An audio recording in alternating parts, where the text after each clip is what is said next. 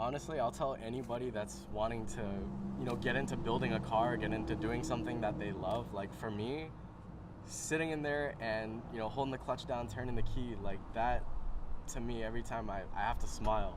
Even though frustrating doesn't even begin to explain, the work that went into it.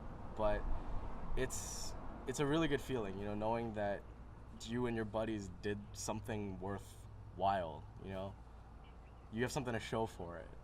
And it's just an awesome feeling. I mean, just you can be cruising or you can be pounding it. It's the same thing,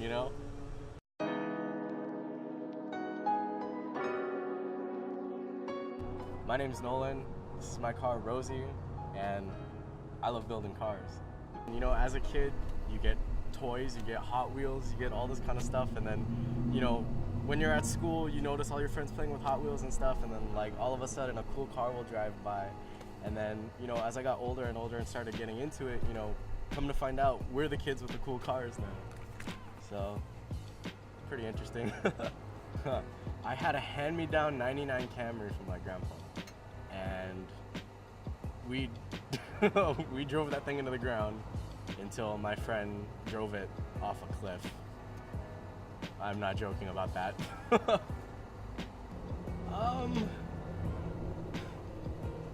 was a dark and stormy night, and front wheel drive with bald tires and mud doesn't add up, and it makes cliff falling a lot easier.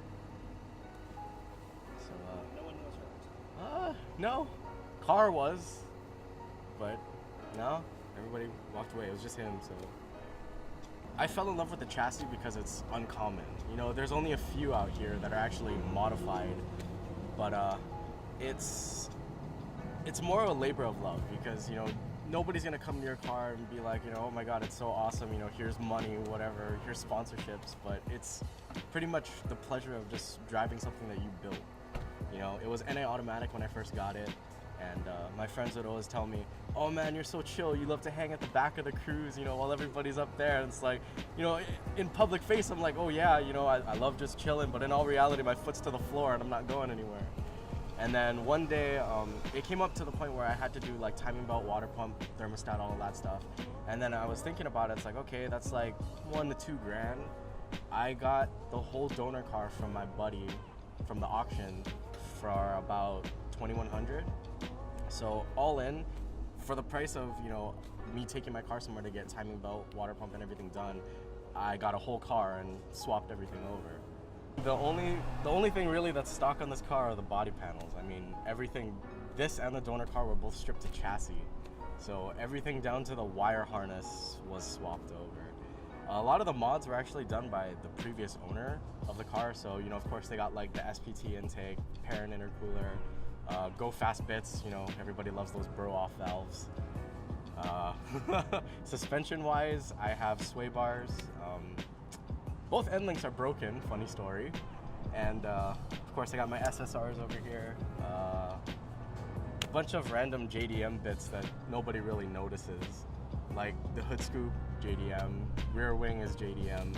I have the JDM Delta Speed kit on here, nobody knows the difference. So, well, I do like all the suspension bits because it can handle well. You can be as fast as you want, but if you can't turn, you can't stop. It's kind of redundant. I got in way over my head. I mean, ask any of my friends, I'm not a mechanic by any sense of the word. And this car taught me a lot. Like, you find things that kind of makes you want to kick an engineer in the teeth. Like, why did you design it this way? But, you learn. And I mean, as far as the bad goes, I mean, I've been crushed by my full gas tank under the car. I've busted my knuckles countless times, which is what made me invest in power tools, impact guns and stuff. And there were a few parts that I actually needed from the donor car, and it ended up going to the junkyard. So I called my buddy that helped me tow it, and I was like, hey, do you still have the car there? I need the fuel lines, I need the gas tank, I need the fuel pump. And he told me that it got turned into a soda can the day it went there. So that you know, didn't help any. But overall, honestly, a lot of the good was more of just the experience, you know, like learning how to do it, you know, what goes where, what to do, what does what. And, you know, I always used to be the kid that would ask people for help, you know, people that were more experienced, but now it's kind of a cool feeling to have people that, you know, have helped me asking me for help, you know, like, oh, hey, help me rebuild my calipers because my brake caliper sheared off Christmas morning coming home. I drove 7 miles with no brakes in first and second gear screaming down Kalaniana Ole. So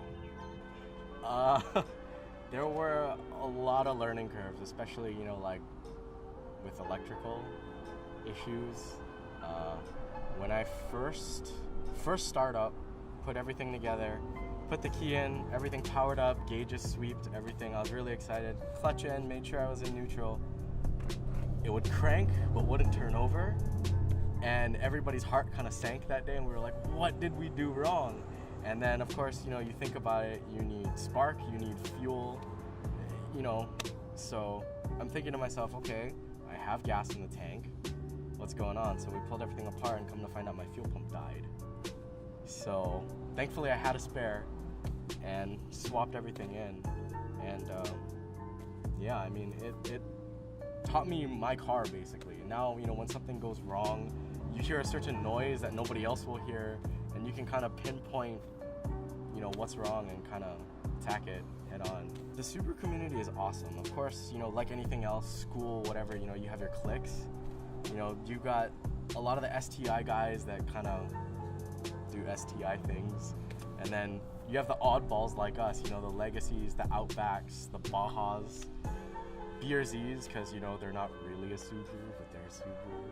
They are Subarus, just kidding, but, you know, it's really awesome, and I'll tell people, like, having a Subi is kind of better than having AAA, because many times I've been, you know, on the side of the road because of something, and, you know, Subi after Subi after Subi will stop and help. You know, it's like, hey, do you need something? Like, oh, I'm good, man. Or, you know, if they have a jack in their car, one time I blew a tire, you know, it's like, oh, dude, I got a jack in my trunk, you know, let's get this thing swapped. I'm like, sweet, I don't have to be in the rain using a scissor jack and, like, trying to crank that thing up.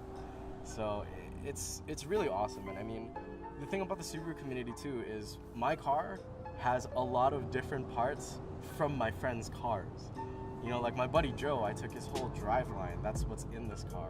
You know, my buddy Gino, I have his fuel pump. He saved the day on that one. And, you know, something like this, I'll never say I did a swap, because I had a lot of friends that, you know, helped me out. Like my buddy Sam, my best friend, he let me use his garage for 4 months, taking apart both of my cars, putting it together there. You know, my buddy Joel, definitely, he's master mechanic. And, you know, things that I'm, like, struggling with, he's like, here, snaps his finger and it's done. So, you know, there's a lot of people that helped in this, you know. Leon over at Shade Tree Motorsports, he sponsored my build. You know, without him, I wouldn't have a clutch. So, and of course, you know, Alex works there with him. You know, all these guys came together and just helped me out a lot. There's quite a few parts that aren't actually on the car. You know, I have a turbo, I have headers, turbo inlet, injectors, different fuel pump. I have JDM fenders that are needing to be worked on here. I got a buddy of mine, Ethan Kerfoot, I'm sure you guys know his Z. You know, he's helping me build out a really cool trunk. I'm not gonna say what it is yet, but it's gonna be pretty cool. I have an exhaust to put on because, as you know, I spit fire and make very loud popping noises when I shouldn't be. Oh, and my buddy in the mainland is reworking my set of headlights. As you can see, I have my stocks with cataracts in it. So there's a bit to come. I mean, I'm telling you right now, I'm not done yet. And just like anything else, you know, you'll say, you know, oh, I'm done, but then something else comes along, and something else comes along, and it's just a downhill slope. It's an expensive hobby, as we all know. I mean, you should know firsthand. So, yeah.